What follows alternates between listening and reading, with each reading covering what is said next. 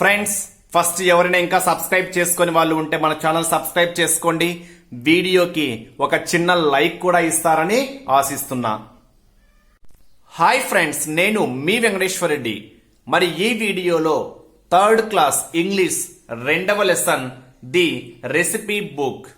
మరి ఈ పాఠ్యభాగంలో ఈ లెసన్ లో ఉండేటువంటి గ్లోసరీ, వొకాబులరీ, గ్రామర్, అదే విధంగా ఒక పోయం కూడా ఉంది ఫ్రెండ్స్. ది స్వింగ్ అనేటువంటి ఒక పోయం కూడా ఉంది. మరి ఆ పోయంలో ఉండేటువంటి పోయెట్ గురించి కూడా మనం క్లియర్ గా ఎక్స్ప్లెనేషన్ ఇద్దాం. మరి లేట్ చేయకుండా టాపిక్ లోకి వెళ్తే ఫస్ట్ గ్లోసరీ. ఒక్కసారి ఆ వర్డ్స్ అబ్జర్వ్ చేయండి. Cook, unfortunately, worried, slice and dice, delicious. ఒక్కసారి వాటి యొక్క మీనింగ్స్ అబ్జర్వ్ చేస్తే, cook a person who prepares food, an act of preparing food. Cook అంటేనే మనకు తెలిసింది వంటవాడు అంటాం. అంటే a person who prepares food, ఎవరైతే ఫుడ్ ప్రిపేర్ చేస్తారో వాళ్ళనే మనం ఏమంటాము అంటే కుక్ అంటాం. అందరికీ తెలిసిన విషయమే. Next unfortunately. అన్ఫార్చునేట్లీ అంటే అర్థం ఏంటి? దురదృష్టవశాత్తు అంటాం. అన్లక్కీలీ.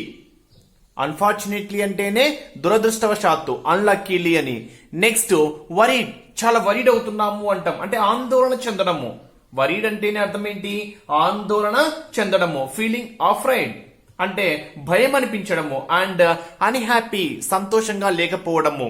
సో వరీడ్ అంటేనే ఆందోళన చెందడము. That means feeling afraid and unhappy అంటాం. Next slice and dice. Slice and dice అంటే అర్థం ఏంటి? కొయ్యడము మరియు ముక్కలు చేయడము. ఓకేనా? మనం ఏవైనా కట్ చేస్తాం చూడండి. ఓకేనా? కొయ్యడము మరియు ముక్కలు చేసేదాన్ని మనము స్లైస్ అండ్ డైస్ అంటాం. That means to cut and chop something into pieces. అంటే చిన్న చిన్న పీసెస్ గా కట్ చేయడము అంటాం. కొయ్యడము మరియు ముక్కలు చేయడము. Next delicious. That means delicious is nothing but రుచికరమైన. సో రుచికరమైన, దట్ మీన్స్ టేస్టీ అంటాం. ఫ్రెండ్స్, ఒక చిన్న మాట. ఎవరైనా మన ఆన్లైన్ ఎగ్జామ్స్ రాయాలని ఇంట్రెస్ట్ ఉంటే మనం కంప్లీట్ ఎస్జిటి ప్యాకేజ్ బేస్ చేసుకొని వీడియోస్ తో పాటు ఆన్లైన్ ఎగ్జామ్స్ కేవలం 800 రూపీస్ కి మాత్రమే అందిస్తున్నాము. వ్యాలిడిటీ వచ్చేసరికి మీకు ఎగ్జామ్ డేట్ వరకు ఇస్తున్నాం ఫ్రెండ్స్. నోటిఫికేషన్ ఎప్పుడైనా రానివ్వండి, ఎగ్జామ్ డేట్ వరకు వ్యాలిడిటీ ఇస్తున్నాం. ఓన్లీ 800. ఎవరికైనా విల్లింగ్ ఉంటే నా నెంబర్ కి కాల్ ఆర్ మెసేజ్ చేయగలరు. మరి నెంబర్ వచ్చేసరికి 8341949272. మరి లేట్ చేయకుండా టెక్స్ట్ బుక్ లో ఇచ్చినటువంటి వొకాబులరీ మనం అబ్జర్వ్ చేస్తే ఇక్కడ నౌన్, నెంబర్ అనేటువంటి వొకాబులరీ టర్మ్ ఇచ్చాడు ఫ్రెండ్స్. మరి ఇక్కడ నెంబర్ నౌన్ యొక్క సంఖ్యను తెలుపుతుంది. ఇక్కడ నౌన్ నెంబర్ అంటేనే మనకు దేన్ని తెలుపుతుంది అని చెప్తున్నాము? సంఖ్యను తెలుపుతుంది. ఇక్కడ కైండ్స్ ఆఫ్ నెంబర్స్ మనం అబ్జర్వ్ చేస్తే, one is singular number, second one is plural number. That means ఏకవచనము, తెలుగులో బహువచనము అంటాం. Singular number that means only one. Plural number that means more than one. అంటే ఇక్కడ ఏకవచనము అంటే ఒకదాన్ని బేస్ చేసుకొని చెప్పడము, బహువచనము అంటే ఒకటి కంటే ఎక్కువను బేస్ చేసుకొని చెప్పడము. చిన్న ఎగ్జాంపుల్ చూడండి. సింగులర్ నెంబర్ ఫ్రెండ్ అంటే ఒకరు. ప్లూరల్ వచ్చేసరికి ఫ్రెండ్స్, స్నేహితులు అంటాం. అంటే ఒకరికన్నా ఎక్కువ మంది. Tooth, teeth, leaf, leaves, ball, balls, plate, plates, mango, mangoes, medium, media, lady, ladies. అంటే ఇవన్నీ మనకి ఏమవుతాయంటే singular, plural. Singular means only one, plural means more than one. Next text book లో ఇచ్చినటువంటి గ్రామర్ పాయింట్స్ అబ్జర్వ్ చేస్తే, use of can, may. అంటే can మనం ఎక్కడ యూజ్ చేయాలి, మే ఎక్కడ యూజ్ చేయాలి, చాలా ఇంపార్టెంట్ ఫ్రెండ్స్. మరి కెన్, మే ఎక్కడ యూజ్ చేస్తాము అనేది ఒక్కసారి అబ్జర్వ్ చేస్తే, these two are called modal auxiliary verbs అంటాం. అంటే ఈ రెండింటిని మోడల్ ఆక్సిలరీ వర్బ్స్ అంటాం. దట్ మీన్స్ హెల్పింగ్ వర్బ్స్, సహాయ క్రియలుగా ఉపయోగపడతాయి. Can and may are modal auxiliary verbs. That means helping verbs అంటాం. మరి కెన్ యొక్క ఇంపార్టెన్స్ ఏంటి? Can, it is used to indicate present ability. చూడండి ఒకసారి.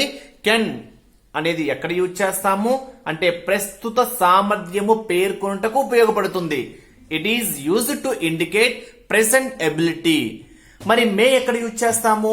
It is used to indicate possibility, seeking permission, that means జరగవచ్చు అనేటువంటి అర్థంలోని అంశాలకు అనుమతి కోరుటకు ఈ మే అనేటువంటి పదాన్ని మనము ఉపయోగిస్తాము. ఎగ్జాంపుల్ చూడండి, ఐ కెన్ ప్లే హాకీ. అక్కడ ఒకసారి దాని యొక్క మీనింగ్ కూడా చూడండి. ఐ కెన్ ప్లే హాకీ, నేను హాకీ ఆడగలను. అంటే ప్రెసెంట్ చెప్తున్నాం, నేను ఆడగలను.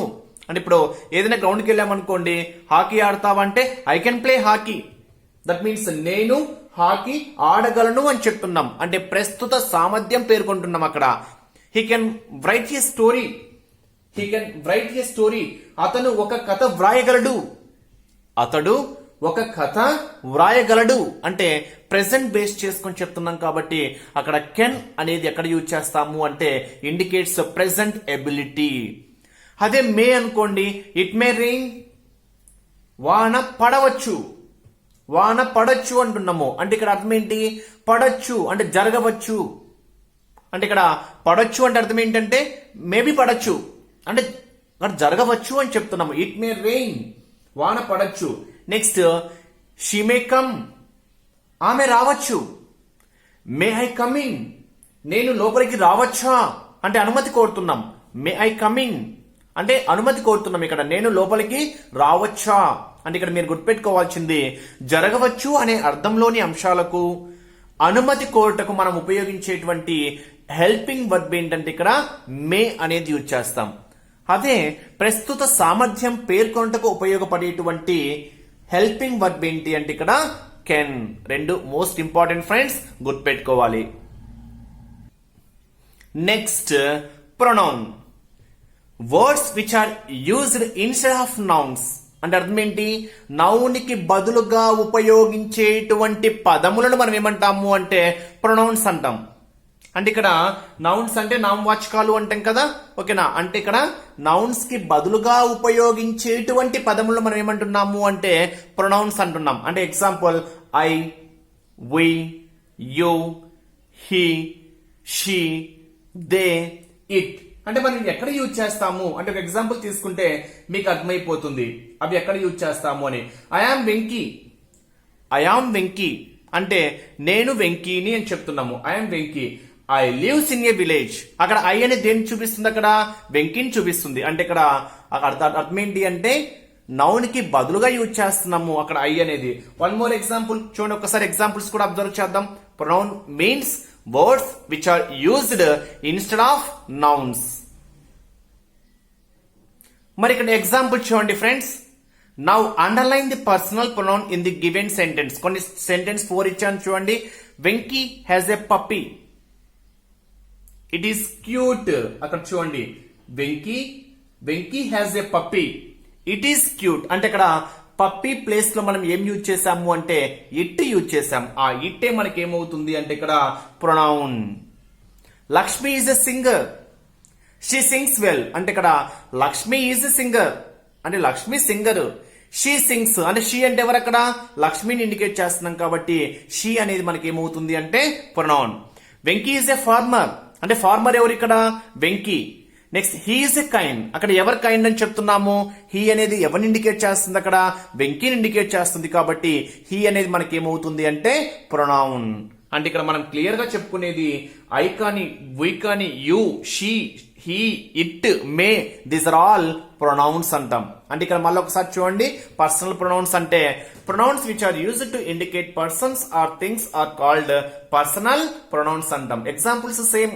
ఐ కానివ్వండి, వి కానివ్వండి, యు కానివ్వండి, షీ, హీ, ఇట్, దే, అవన్నీ మనకి ఏమవుతాయి అంటే ప్రొనౌన్స్ అవుతాయి. అంటే వ్యక్తుల, వస్తువుల పేర్లకు బదులుగా ఉపయోగించేటువంటి ప్రొనౌన్స్ ను మనం ఏమంటాము అంటే పర్సనల్ ప్రొనౌన్స్ అంటాం. అక్కడ చూడండి, హీ, షీ, ఐ, ఇట్. అంటే ఎగ్జామ్ పాయింట్ ఆఫ్ వ్యూలో మనకు ఒక సెంటెన్స్ ఇచ్చేసి ఆ సెంటెన్స్ లో ప్రొనౌన్ ఏంటి, ఐడెంటిఫై ది ప్రొనౌన్ అంటాడు. అంటే అక్కడ ప్రొనౌన్స్ అంటేనే మనకు ఏం గుర్తు రావాలి?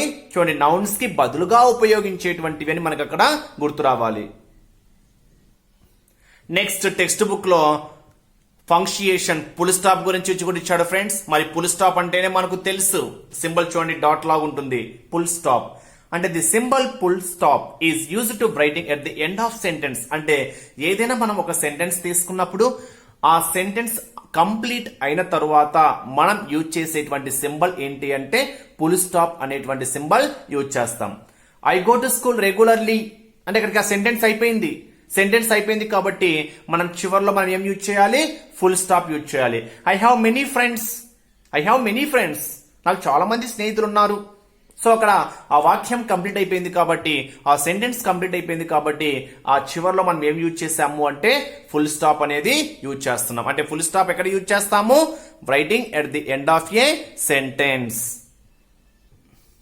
నెక్స్ట్ టెక్స్ట్ బుక్ లో ఒక పోయం కూడా ఇచ్చాడు friends.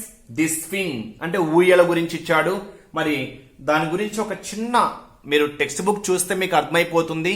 First about the poet, మనం పోయెట్ గురించి చెప్పుకునే ముందు అసలు ఏంటి ఈ పోయం యొక్క మీనింగ్ ఏంటి అనేది మనం ఒక్కసారి అబ్జర్వ్ చేస్తే ఈ పోయం అనేటువంటి చూడండి, ది స్వింగ్ అనేటువంటి పోయంలో స్పీకర్ గా ఎవరున్నారు అంటే ఒక చిన్న పాప ఉంది. The speaker of the poem is a young child.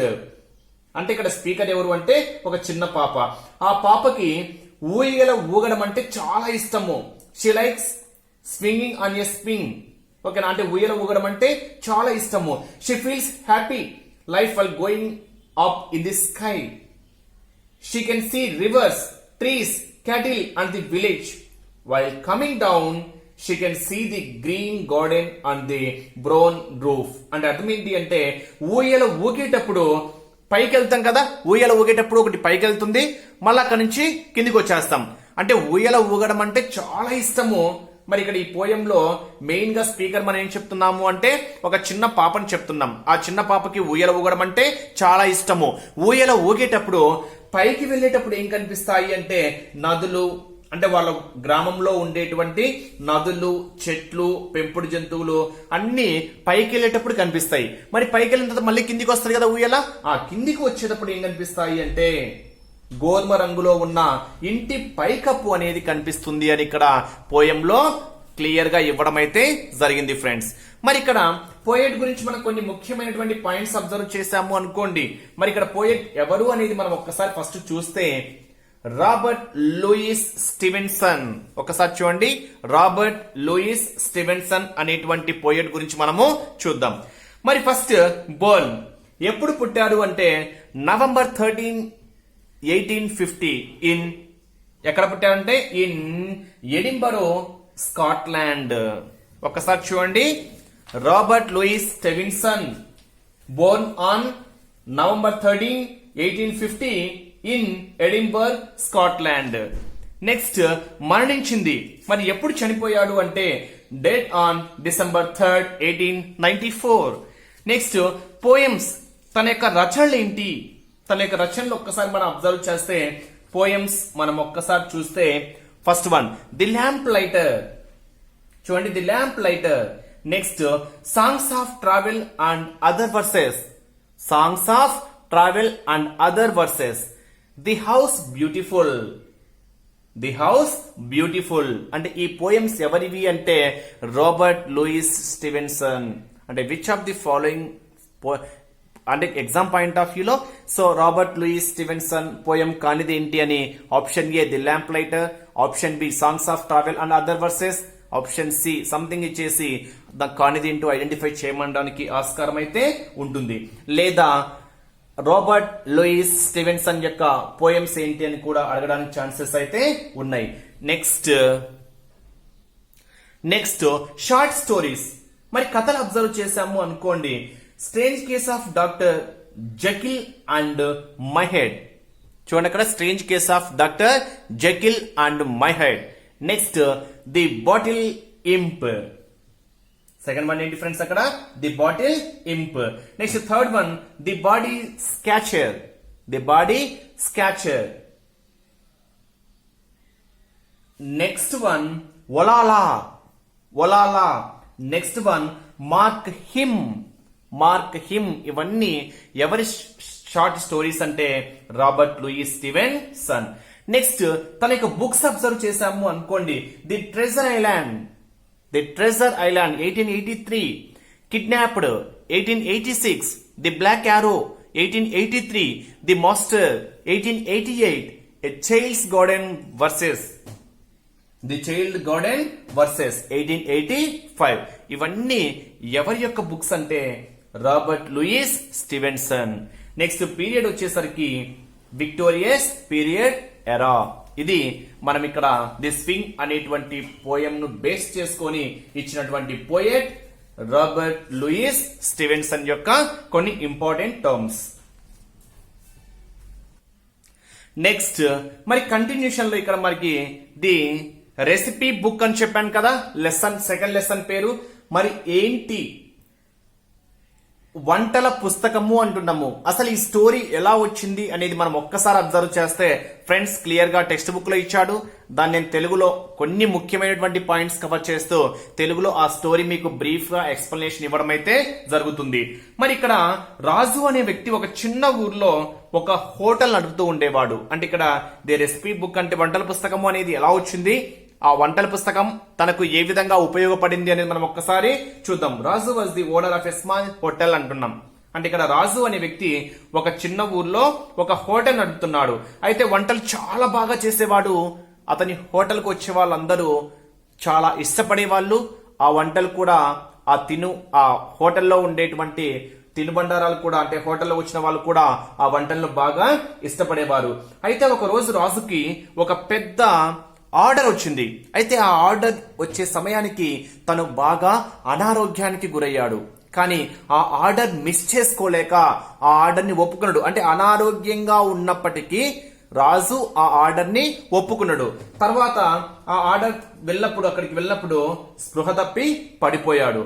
ఆ స్పృహ తప్పి పడిపోయినప్పుడు అక్కడ ఉన్నటువంటి వంటల పుస్తకం అనేది అతని పరిస్థితిని చూసి జాలిపడి అతనికి సహాయం చేయాలని నిశ్చయించుకుంది.